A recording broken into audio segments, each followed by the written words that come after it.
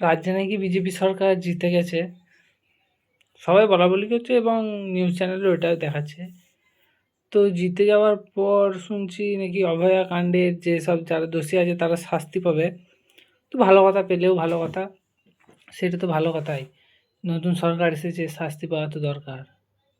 কিন্তু এটাও আবার শুনছি কদিন আগে নাকি বেহালায় কিছু একটা হয়েছে।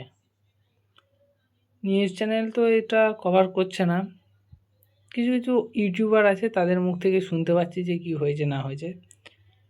রাজ্যে বিজেপি সরকার এসে কী উন্নতিটা কী হয় দেখা যাক।